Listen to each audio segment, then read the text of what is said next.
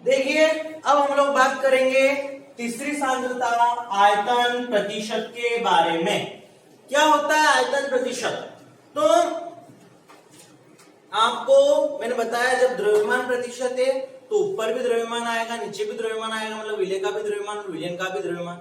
जब द्रव्यमान आयतन प्रतिशत उसका मतलब क्या, ऊपर तो आएगा द्रव्यमान और नीचे क्या आएगा, आयतन। और जब आयतन प्रतिशत है तो ऊपर भी आयतन और नीचे भी आयतन, मतलब विलय का आयतन बटा विलयन का कुल आयतन इंटू में कितना, 100।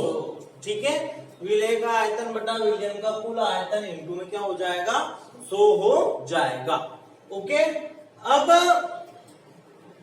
यहां पर आप लोग एक क्वेश्चन करेंगे, हम एक न्यूमेरिकल करेंगे। ठीक है,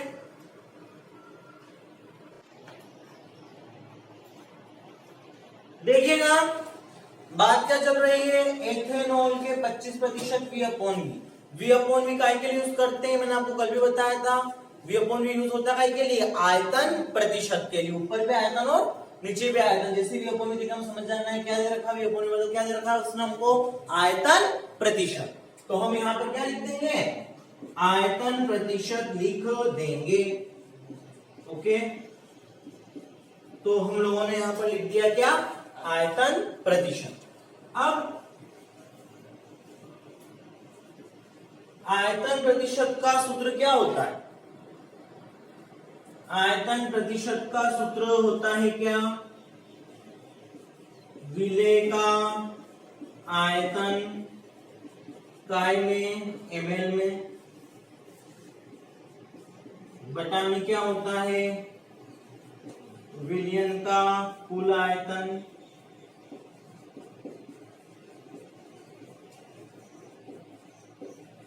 वो भी काय में ml में, विलय का आयतन ml में, विलयन का कुल आयतन वो भी काय में ml में, इंटू क्या हो जाएगा 100।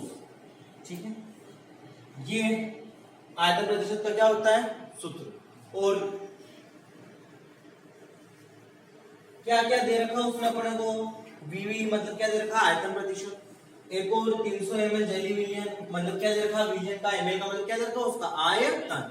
तो विलयन का आयतन दे रखा, सीधी सी बात, इथेनॉल का आयतन पूछ रहा, मतलब काय का आयतन पूछ रहा है, इथेनॉल मतलब कौन है, विलय, काय का आयतन पूछ रहा है, वो विलय का आयतन। तो हम क्या करेंगे, सीधा सा सूत्र में क्या रख देंगे, मान।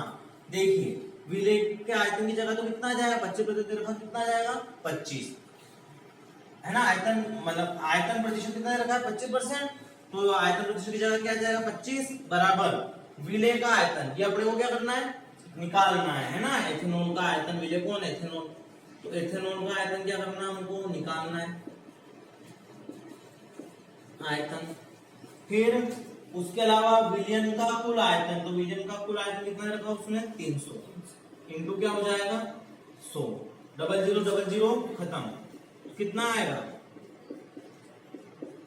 एथेनॉल का आयतन कितना हो जाएगा, 25 दिया 75, तो कितना आ गया 75 ml। ये क्या आ गया अपना आंसर। कोई दिक्कत है क्या किसी को, नहीं होनी चाहिए। देखिएगा मोलरता, मोलरता क्या है, मैंने आपको कहा सांद्रताएं द्रव्यमान के आधार पर निकाली जा सकती है कुल द्रव्यमान में से, सांद्रताएं आयतन के आधार पर निकाली जा सकती है कुल आयतन में से। तो इसी प्रकार से एक सांद्रता जो आयतन के आधार पर निकाली जा सकती है उसे हम क्या कहते हैं, मोलरता।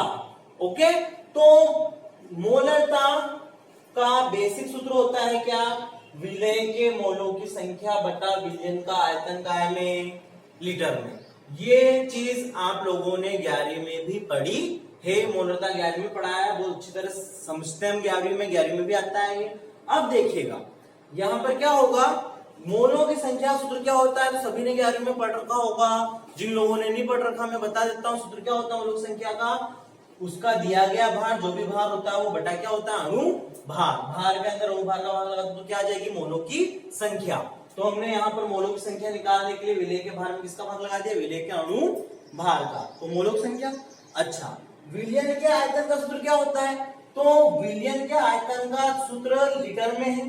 आपको पता है मैंने क्या कहा, लीटर एक बड़ा मात्रक है, इसको आप बदलना पड़ेगा मिली लीटर में। अब देखिए यहाँ पर बहुत कंफ्यूजन होते हैं, यहाँ पर मैं एग्जैक्टली बदल नहीं रहा हूँ उसको मिलीलीटर में, मैं क्या कर रहा हूँ सूत्र लिख रहा हूँ। मान लीजिए यहाँ पर विलयन का आयतन होता मिलीलीटर में, तो मिलीलीटर में होता है तो उसको लीटर में कैसे बदलते, लीटर को मिलीलीटर में बदलने के लिए क्या करते हैं हम 1000 का गुणा, तो मिलीलीटर को लीटर में बदलने के लिए क्या लगाओगे आप 1000 का भाग, तो यहाँ पर यदि मिलीलीटर में लिखा होता तो उसमें क्या लगाते हैं 1000 का भाग, तो ही मैंने लिखा है कि विलयन का आयतन मिलीलीटर में बटा के 1000, मतलब सूत्र लिख दिया कि विलयन का आयतन जब लीटर में हमको बदलना है तो लीटर में बदलने का सूत्र क्या रहेगा, विलयन का आयतन मिलीलीटर में काय का भाग दे देंगे हम 1000 का क्या दे देंगे भाग। ये चीज जो मैंने बताई है ये अधिकतर बच्चों का अनक्लियर रहती है और कभी उनको पता ही नहीं चलता है क्या है, वो सोचते रहते हैं कि यार मिलीलीटर को लीटर में बदलने के लिए, सॉरी लीटर को मिलीलीटर में बदलने के लिए 1000 गुणा करते हैं, यहाँ पर हमने लीटर को मिलीलीटर में लिखा और 1000 का क्या लगा दिया भाग लगा दिया, तो ऐसा क्यों किया, तो ये आपकी गलतफहमी, हमने लीटर को मिलीलीटर में नहीं बदला, हमने लीटर के सूत्र को मिलीलीटर के सूत्र में लिखा, या यूं कहा जाए कि मैंने लीटर का सूत्र लिखा, लीटर का सूत्र मतलब किसी चीज का सूत्र क्या होता है, किसे बोलते हैं सूत्र, क्या होता है सूत्र पता है, सूत्र का मतलब होता है कि उसमें मान रखकर उस चीज का मान निकालना, जैसे यहां पर हमें लीटर का सूत्र बना रहे हैं, मतलब लीटर का सूत्र मतलब मिलीलीटर से लीटर कैसे निकाल सकते हैं ये चीज, तो मिलीलीटर से लीटर कैसे निकालते हैं, उसमें 1000 का भाग लगाकर, तो वही मैंने मिलीलीटर में 1000 क्या लगा दिया भाग, तो मिलीलीटर में 1000 का भाग लगाने पर क्या निकल जाता है, लीटर निकल जाता है, तो ये क्या है उस लीटर का सूत्र है। माइंड में कोई कंफ्यूज नहीं होना चाहिए, अच्छे लोग क्लियर नहीं कर पाते हैं क्योंकि, और बच्चों को क्लियर भी नहीं रहता है क्योंकि उनके खुद के क्लियर नहीं होता है, बट आप लोग जब चाहे जैसे चाहे जो क्वेश्चन पूछ सकते हैं, आपको हर सवाल का क्या दिया जाएगा, जवाब दिया जाएगा। जब आपके सभी क्वेश्चन क्लियर करेंगे, माइंड में क्लियरिटी रहेगी, तभी आप साइंस को सीख पाएंगे, वरना रट के तो परसेंटेज हर कोई बना सकता है। अब देखिएगा यहाँ पर आगे बात करें तो दोनों सूत्र समझ में आ गए, मोल संख्या सूत्र लगा दिया और लीटर का सूत्र लगा दिया। अब बस कुछ नहीं है, ऊपर बटा में है तो ऐसा ऐसा का निकल जाएगा वो नीचे, तो क्या आ जाएगा विलय का भार बटा विलय का अणु भार, इंटू 1000 बटा में है तो कहां जाएगा ऊपर, तो इंटू 1000 और विलयन का आयतन मिलीलीटर में, ऐसा आपको पता है ऊपर यदि कोई बटा में होता है तो वो ऐसे ऐसे नीचे उतर जाता है, और नीचे यदि कोई बटा में होती है चीज तो वो कहां जाती है ऊपर उल्टा, तो ये क्या बन गया एक और मोलरता का सूत्र। हम अधिकतर ये वाला सूत्र काम में लेंगे, ये वाला सूत्र काम में नहीं लेंगे, अधिकतर हमारे कौन सूत्र काम में आएगा, ये वाला, दोनों ही क्या है मोलरता के सूत्र। अब देखिए यहाँ पर एक चीज और क्या, एक चीज और ये इनके प्रतीक ध्यान रखिएगा, 11वीं के प्रतीक वगैरह बताते नहीं, वहां पे काम नहीं पड़ता, पर यहाँ पर विजन वाले पार्ट में बार बार आपको का प्रतीकों से सामना होगा, तो मैं पहली बार में आपकी चीजें क्लियर करूंगा, पहली बार में आपको क्या जानी चाहिए, याद हो जानी चाहिए, बार बार दिक्कत नहीं आनी चाहिए, बार बार जब आगे हम पढ़ेंगे तो वहां पर मैं बोलूंगा पूछूंगा तब बच्चे जवाब देंगे नहीं, ठीक है। तो अभी समझ लीजिए आप क्या कि जो आपका विलय होता है, एक आपका विलय होगा, एक कौन होगा विलायक, ध्यान रखिएगा विलायक हम हमेशा क्या मानेंगे, एक तरीका बता रहा हूं मैं जो आपकी स्टैंडर्ड बुक्स में मिलता है, विलायक को क्या माना जाता है ए, और जो विलय होता है उसको क्या माना जाता है बी, और वैसे दूसरी बात भार मतलब क्या होता है वेट, भार मतलब क्या होता है, तो भार के लिए क्या लिखेंगे हम W, अणुभार मतलब क्या होता है मोलिकुलर वेट, इसलिए क्या लिखेंगे M, ध्यान रखिएगा ये चीजें आपको ध्यान रखनी है, तो आसानी से प्रतीक, जैसे मुझे क्या आएगा प्रतीक बनाना विलय का भार का, तो विलय का भार है तो W, और दूसरी बात विलय है तो विलय को ऐसे प्रदर्शित करेंगे 20, विलायक को ऐसे है तो विलय को 20 है तो B है, इसलिए क्या आ जाएगा WB, चरणों में आ जाएगा WB। उसी प्रकार से विलायक का भार, तो भार है तो W और विलायक कौन है A, इसलिए क्या लिख देंगे यहाँ पे, तो क्या लिख देंगे WA। इसी प्रकार से हम बात करेंगे कि विलय के अणुभार की, तो अणुभार है तो M और विलय है तो क्या आ जाएगा साथ में B। इसके अलावा काय की बात करें हम विलयन के आयतन की, तो विलयन के आयतन को कैसे प्रदर्शित करते हैं 20, ठीक है, विलय के आयतन को कैसे प्रदर्शित किया जाता है हमेशा VB मतलब वॉल्यूम, ध्यान रखिए सभी की जगह क्या रख देंगे उनको प्रतीक, विलय के भार की जगह रख दिया WB बटा विलय के अणुभार की जगह रख दिया MB into 1000 बटा V ml, तो ये क्या बन गया आपके मेन मोलरता का सूत्र। आशा करता हूं समझ में आई होगी चीज। अब इसके अलावा बची मोलरता की क्या परिभाषा, जो हमने छोड़ दी। तो परिभाषा बनाने का सिंपल सा तरीका आपको 11वीं से सिखाया जाता है। कुछ नहीं करना है, नीचे वाले को कितना रख देना है हमको, 1। तो विलियन के कितने लीटर आयतन में, 1 लीटर आयतन में उपस्थित क्या, विलेय के मोलों की संख्या, जो 11वीं से आपको याद करवा रखी है, उसको क्या कहा जाता है, मोलरता कहा जाता है। परिभाषा लिख लीजिए सब फटाफट,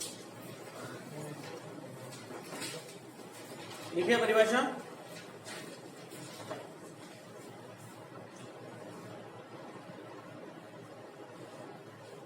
विलियन के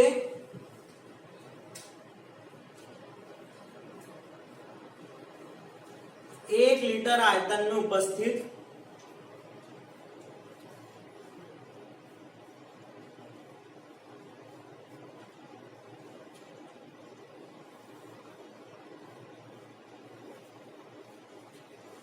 विलेय के मोलों की संख्या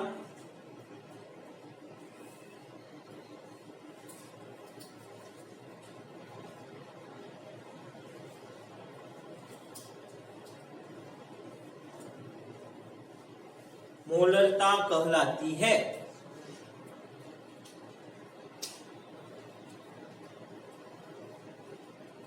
देखिएगा बात चल रही है कि मोलरता की, मोलरता हो गई, अब काय की बात चलेगी, मोललता की। रता जो थी वो बड़ी बेन की तरह याद रख सकते हो, कैपिटल एम, और लता जो है वो कौन है, छोटी बेन, मतलब स्मॉल है। ठीक है, ये स्मॉल एम से प्रदर्शित करते हैं इसको, और मोलरता को कैसे प्रदर्शित करते हैं, कैपिटल एम से। मोलरता क्या है, तो जैसे आपकी मोलरता जो थी वो काय पे थी, आयतन के आधार पर एक सांद्रता थी, उसी के आधार आपको पता है सांद्रता हम द्रव्यमान के आधार पर भी निकाल सकते हैं। तो द्रव्यमान के आधार पर एक सांद्रता निकाली जाती है, उसी प्रकार से इसको क्या बोलते हैं, मोलरता। उसे प्रदर्शित कैसे करते हैं, स्मॉल एम से। सूत्र वैसा ही रहेगा, विलेय के मोलों की संख्या बटा विलायक का द्रव्यमान काय में लेंगे हम, किलोग्राम में। फिर वही मोलों संख्या सूत्र रखें तो क्या रख सकते हैं, विलेय का भार बटा विलेय का अणुभार। उसके अलावा द्रव्यमान का काय में रखें सूत्र, ग्राम वाला क्या रखें सूत्र, किलोग्राम को ग्राम में बदल नहीं रहा हूं, क्या रख रहा हूं इसका, किलोग्राम का ग्राम में सूत्र। मतलब कहने का मतलब ये है कि यहाँ पर यदि ग्राम में मान होता, यहाँ पर यदि ग्राम में मान होता तो उसको किलोग्राम में कैसे बदलते, ग्राम में जब मान होगा किलोग्राम बदलने के लिए क्या बदल रहा होगा, 1000 का भाग। तो इसलिए विलायक का द्रव्यमान ग्राम में बटा कितना, 1000। उसके बाद में होगा कुछ नहीं, सीधी सी बात है, बटा के ऊपर है तो ये कहां जाएगा, ऐसा नीचे, ये बटा के नीचे है तो ऐसा कहां चला जाएगा, ऊपर। फिर उसके बाद में क्या होगा, उसके बाद में ये होगा कि विलेय का भार कैसे प्रदर्शित कर रहे हैं इसको, भार है तो क्या आ जाएगा, W। इसके अलावा विलेय है तो क्या आ जाएगा, B, तो WB। फिर विलायक का भार, तो भार है तो क्या आएगा, W। विलायक का प्रदर्शित करना है ऐसे तो क्या आएगा, WA। फिर विलेय का अणुभार, तो अणुभार है तो क्या आएगा, M। इसके अलावा विलेय है तो क्या आ जाएगा, B, तो क्या आ जाएगा, MB।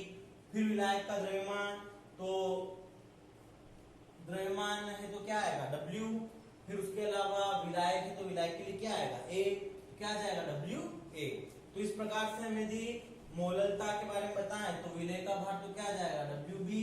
विलेय का अणुभार क्या आ जाएगा, MB। फिर उसके अलावा इंटू 1000 बटा विलायक का द्रव्यमान कितना आएगा, WA। और काय में वही ग्राम बदल दिया तो ग्राम में, तो ये इसका सूत्र बन गया फाइनली, और अधिकतर न्यूमेरिकल में हम इसी सूत्र का इस्तेमाल करेंगे।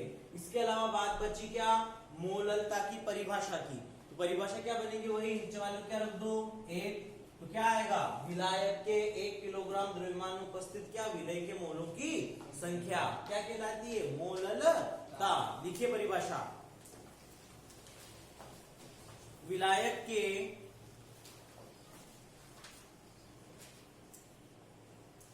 1 किलोग्राम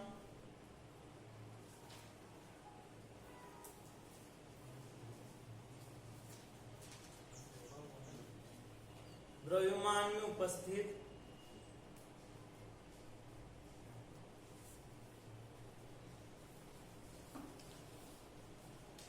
विलेय के मोलों की संख्या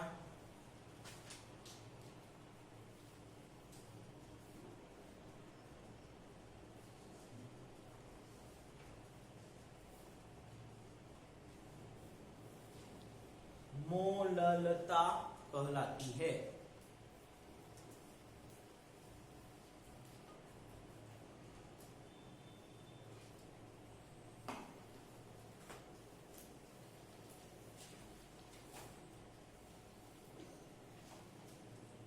ठीक है। और इसके बाद में देखिए यहां पर एक और प्रश्न बनता है जो अक्सर परीक्षाओं में आ जाता है। ठीक है, क्या प्रश्न?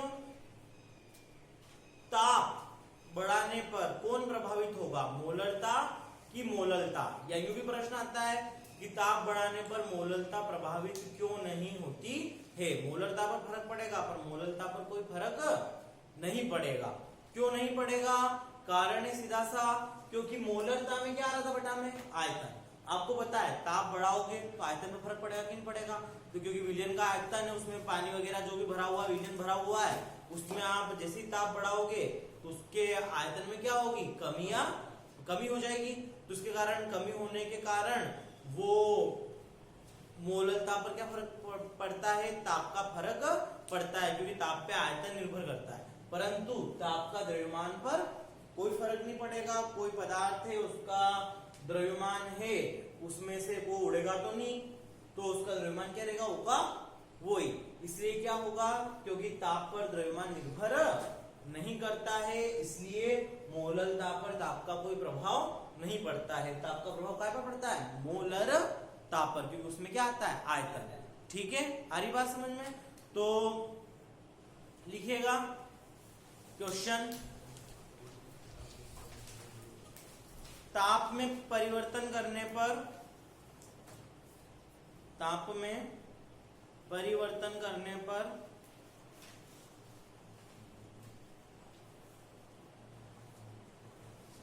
पर मोलरता तथा मोललता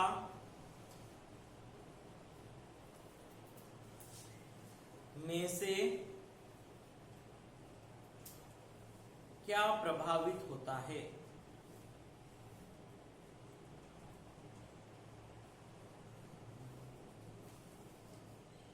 में से क्या प्रभावित होता है? ठीक है, लिखिएगा आंसर।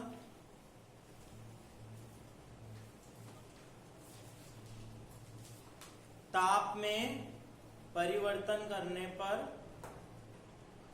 केवल मोलरता प्रभावित होती है,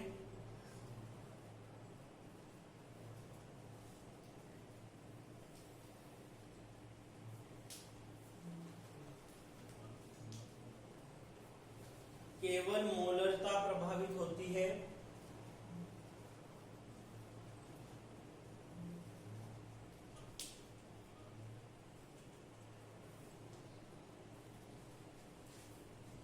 क्योंकि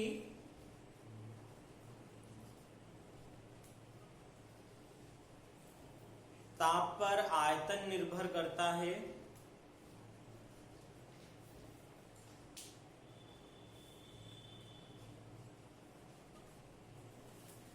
विलायक का द्रव्यमान नहीं